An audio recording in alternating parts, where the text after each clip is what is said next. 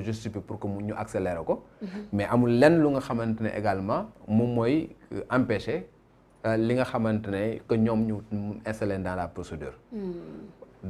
je veux dire amul benn délai bu nga xamante ne yoon da koo tëral.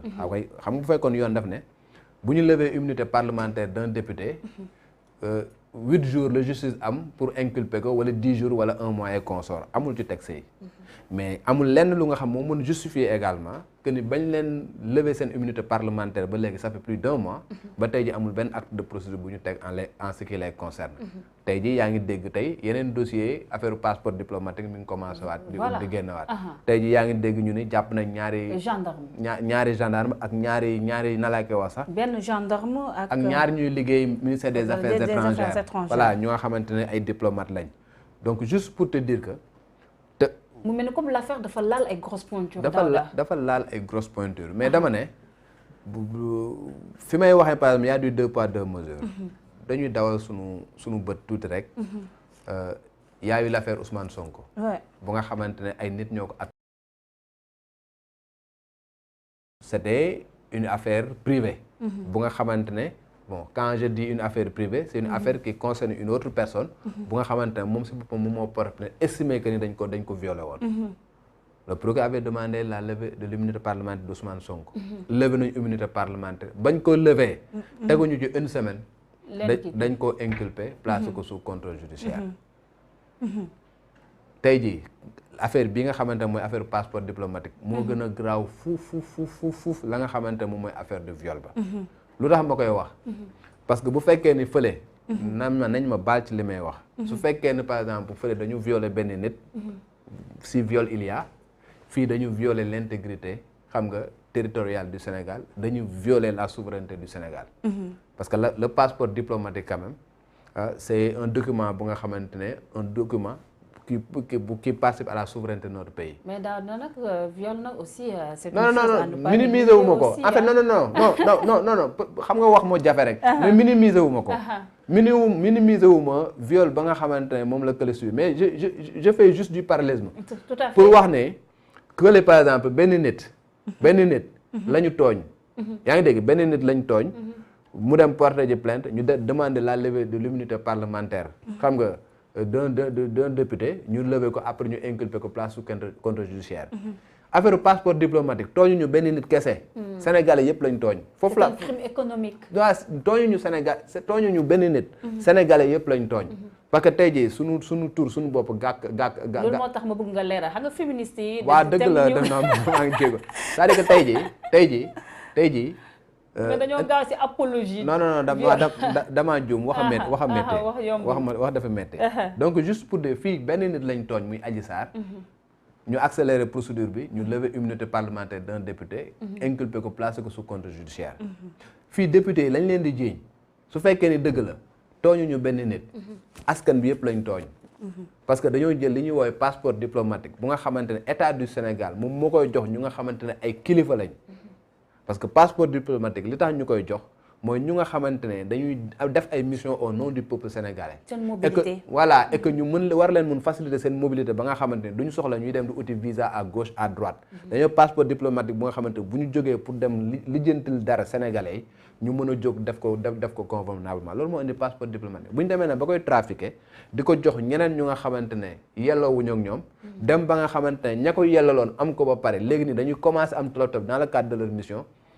tooñ nañ askan bi te tooñ nañ sénégalais yëpp et par conséquent ñi nga xamante ne dañ ci laale ñooñu également ñu ngi xaaroon ci justice diligence ba ñu amoon xam nga ci mbir ba nga xamante ne concerné woon na benn personne diligence boobu ñu am ko ci li nga xamante ne dafa concerné askan bi yëpp foofu laa bëgg a waxee. tout à fait c'est clair Daouda ñu des ba tey si wàllum justice parce que mois bi pour ne pas dire semaine bi moom wàllum dossier judiciaire yi dafa bëri trop chamboulement yi nga xam ne nemmeeku nañ ko si conseil supérieur de la magistrature ak tamit même dossier Ousmane Sonko Adji Sarr mu nekk dossier d'actualité ba tey amnistie aussi kii di Khalifa Ababacar Sall Karim Wade aussi le président de la République Macky Sall àttu na si ñu des si dossier Adji Sarr Ousmane Sonko qu'est-ce qui justifie ba tey muy mel ni comme justice dafay traîner les pieds par rapport à ce jugement.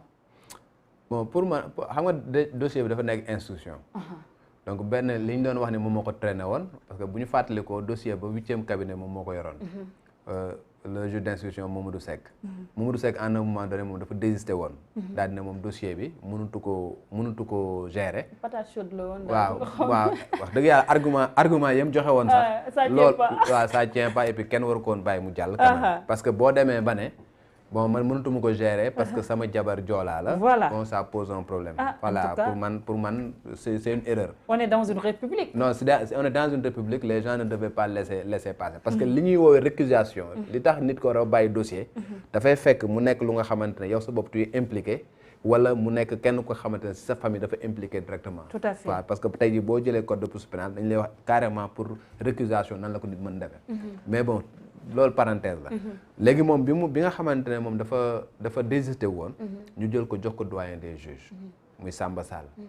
yoo xam ne ni Samba Sall génn àdduna. Samba Sall bi mu génnee àdduna nag ba conseil supérieur magistrature bu bees bi. kenn nommé wuñ ko fa woon pour que mu remplacer ko. léegi nag am na ku ñu fa teg ku bees ku nga xamante ne Maham Diallo.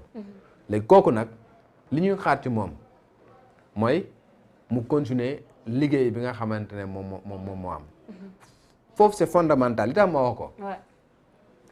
du question pour Adji Sarr du question pour Ousmane Sonko. ñoom ñaar ñëpp ils ont intérêt à ce que affaire bi dem ba leer. tey jii boo jëlee ku mel ni Ousmane Sonko. mënatul voyager. il est sous contrôle judiciaire. il est sous contrôle judiciaire et dañoo retirer passeport am. ses avocats def na ñaari requête. benn bi pour que ñu auditionné ko dans le fond nga xamante dina mën a dugal. xam nga pour ñu lever immunité ñu lever li nga xamante ne moom mooy contrôle judiciaire bi. benn bi également moo ñu jox ko dossier bi pour que moom mu mën koo xool pour mun a xam nan lay organiser sa défense. ba tey ji kenn mënu ko koo jox parce que amaatul benn acte de procédure bu nga xamante def nañ ko. donc ne serait-ce que pour loolu moom si boppam il a intérêt à ce que dossier bi avancé ñu xam lan moo ci dëgg ak lan moo ci nekkul dëgg. parce que encore une fois l'instruction. nañ ko buñ ko fàttee. le juge d'instruction a l'obligation d'instruire à charge et à décharge. à charge bu fekkee ne dafa tuuma yi nga xamante ne Adji Sarr wax na ko. tuuma yi bu fekkee ne am na leen lu koy étayer day charger Ousmane Sonko dañ ko war a yóbbu ñu juger ko. su fekkee ne tuuma yooyu amul leen lu nga xamante ne moom moo koy étayer day fay décharger li nga xamante ne moom mooy Ousmane Sonko boobaa waruñu ko sa juge dañ ko war a jox non-lieu mu delluwaat ci ay tout à fait mais Daouda juste dama la bëggoon laaj rek est-ce que dossier boobu dina yomb parce que mun nañu wax ne Ousmane Sonko moo gën a am intérêt à ce que ñu évacuer dossier bi vite fait. mais gis nañ ne ba ñu nommé rek ki nga xam ne ce monsieur Diallo bañ ko nommé rek gis ngeen Ousmane Sonko aussi dafa génn men comme aussi kuy artu aussi ce nouveau juge. est-ce que dossier boobu aussi dina facile aussi pour ñu juger ko. non Ousmane Sonko est dans son rôle. parce que Ousmane Sonko homme politique la. waaw vraiment c'est une bête médiatique bu nga xamante ne moom si boppam. bon il a intérêt à ce que moom si boppam muy am existence médiatique. il a intérêt également à ce que chaque fois moom muy fës di wax ay nangam. il revient maintenant à la justice parce que la justice les juges dañu war a nekk ñu nga xamante ne ñu serein lañ. dañu war a nekk ñu nga xamante ne ñu mat seen place lañ. mais les événements de mars dernier dafa mel ni dafa dem ba perturber Sénégalais wala sax indi benn panique générale. waaw même enfin population bi mën nañ tiit war nañu mën a am jeexi jaaxa. mais la justice n'a pas le droit de faire ça parce que la justice c'est le dernier rempart dans un pays. bés bu ñu demee ba nga xam ne justice ci boppam mënatul def son travail convenablement dem ba nga xamante ne dañuy def li ñuy woowee déni de justice. xam nga bu boobaa nañ jàpp ne amatuñu république. parce que les litiges yi nga xamante moom mooy am justice moom moo ko war a arbitrer. man mënu ma fajal sama bopp yow mënoo fajal sa bopp keneen mënul fajal seen bopp. juge ba nag war na nekk ku nga xamante ne mat place am ba nga xamante ne xoqatal fu mu mën di jógee xam nga mu insensible à cela. que mu jóge ci pouvoir bi que mu jóge ci opposition bi waru ko mun empêcher mu def ci liggéey. soulèvement populaire nag comme ni nga ko gisee woon voilà. mais soulèvement populaire. encore une fois bu fekkee ni yow yaa ngi doxal. parce que gis nañ lu fi xewoon nag semaine ba yële passé ban fi convoqué ki nga xam ne moo aussi Barthélémy Dias aussi. mais amul soulèvement populaire en fait pour man perception la rek. mais soulèvement populaire gis nga Sénégalais kenn mënu leen nax jàpp.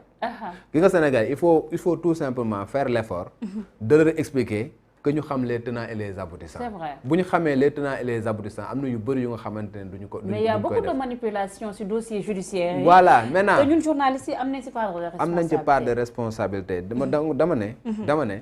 tey jii que mu nekk dossier judiciaire yi fi nekk yëpp sénégalais ñoo ko séq ak sénégalais victime bi sénégalais la ka nga xamante ne moom mooy na laa koy wax sax l'inculpé wala mu nekk le mise en cause sénégalais la ña nga xamante ne ñooy juger ay sénégalais lañ ña nga xamante ne ñoom ñooy askan bi di xool dossier bi ay sénégalais lañ donc moi je me dis que ñi nga xamante ne ñoom ñooy les juges ils ont l'obligation def li nga xamante ne ñoom moo leen war parce que ils rendent la justice au nom du peuple sénégalais ils ne rendent pas juste en leur nom ñu leen di fay nag li ñu leen di fay sa xaalis la sama xaalisu keneen la ils sont payés à partir de l'argent du contribuable sénégalais donc foofu laay waxee ni dañoo war a am matuwaay bu nga xamante ne comme ils doivent rendre justice au nom du peuple sénégalais que xoqatal fu mu mën di jógee xam nga ñu mun koo dékkoonu def li nga xamante ne moom mooy war quand on parle de soulèvement populaire gis nga le peuple ne se soulève que lorsque dañu am yaakaar que ni te mu nekk étayé par des faits